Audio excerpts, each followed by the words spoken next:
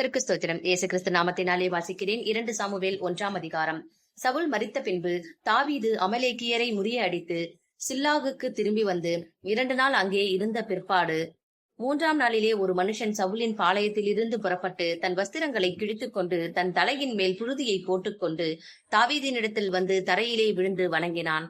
தாவீது அவனை பார்த்து, நீ எங்கே இருந்து வந்தாய் என்று கேட்டதற்கு அவன் இஸ்ரவேலின் பாளையத்தில் இருந்து தப்பி வந்தேன் என்றான்.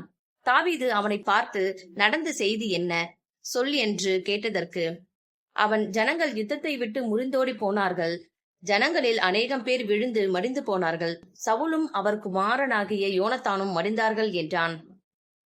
சவுலும் அவர் குமாரனாகிய யோனத்தானும் மடிந்து போனது உனக்கு எப்படி தெரியும் என்று தாவீது தனக்கு அதை அறிவிக்கிற வாலிபனிடத்தில் கேட்டதற்கு அந்த வாலிபன், நான் தற்செயலாய் கில்போவா மலைக்கு போனேன். அப்பொழுது இதோ சவுல் தம்முடைய ஈட்டியின் மேல் சாய்ந்து கொண்டிருந்தார். ரதங்களும் குதிரை வீரரும் அவரை தொடர்ந்து நெருங்கினார்கள். அவர் திரும்பி பார்த்து என்னை கண்டு கூப்பிட்டார். அதற்கு நான் இதோ இருக்கிறேன் என்றேன். அப்பொழுது அவர், நீ யார் என்று என்னை கேட்டார். நான் அமலேக்கியன் என்று சொன்னேன்.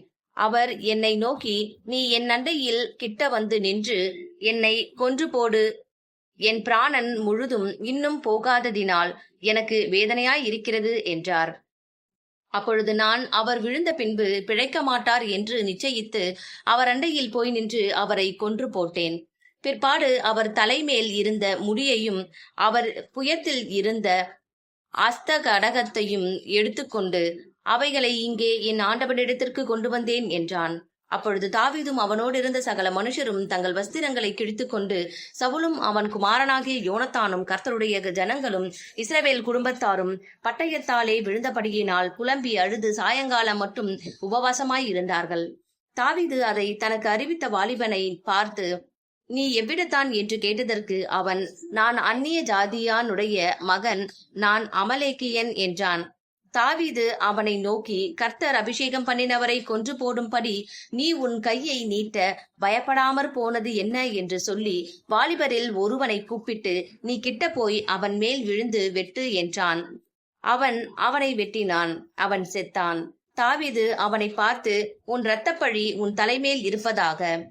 கர்த்தர் அபிஷேகம் பண்ணினவரை நான் கொன்று போட்டேன் என்று உன் வாயே உனக்கு விரோதமான சாட்சி சொல்லிற்று என்றான். தாவீது சவுலின் பேரிலும் அவன் குமாரனாகிய யோனத்தான் பேரிலும் புலம்பல் பாடினான்.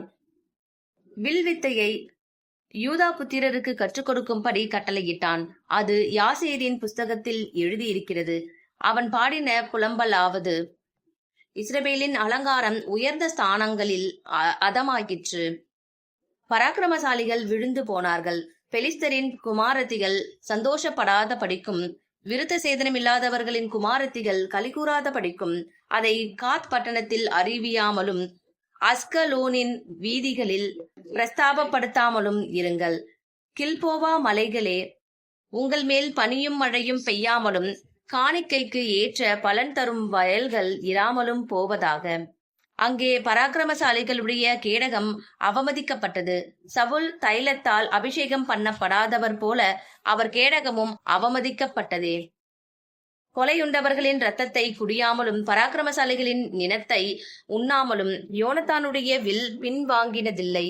சவுலின் பட்டயம் வெறுமையாய் திரும்பினதில்லை. உயிரோடே இருக்கையில் சவுலும் யோனத்தானும் பிரியமும் இன்பமுமாய் இருந்தார்கள். மரணத்திலும் பிரிந்து போனதில்லை. கழுகுகளை பார்க்கிலும் வேகமும் சிங்கங்களை பார்க்கிலும் பலமுள்ளவர்களாய் இருந்தார்கள். இஸ்ரவேலின் குமாரத்திகளே, உங்களுக்கு இரத்தாம்பரத்தை சிறப்பாய் உடுப்பித்து உங்கள் உடையின் மேல் பொன் ஆபரணங்களை தரிப்பித்த சவுலுக்காக அழுது புலம்புங்கள். போர் முகத்தில் பராக்கிரமசாலிகள் விழுந்தார்களே, யோனத்தானே, உயரமான ஸ்தலங்களிலே வெட்டுண்டு போனாயே. என் சகோதரனாகிய யோனத்தானே, உனக்காக நான் வியாகுலப்படுகிறேன். நீ எனக்கு வெகு இன்பமாயிருந்தாய். உன் சிநேகிதம் ஆச்சரியமாயிருந்தது. ஸ்திரீகளின் சிநேகத்தை பார்க்கிலும் அதிகமாயிருந்தது. பராக்கிரமசாலிகள் விழுந்து போனார்களே, யுத்த ஆயுதங்கள் எல்லாம் அழிந்து போயிற்றே என்று பாடினான். ஆமேன்.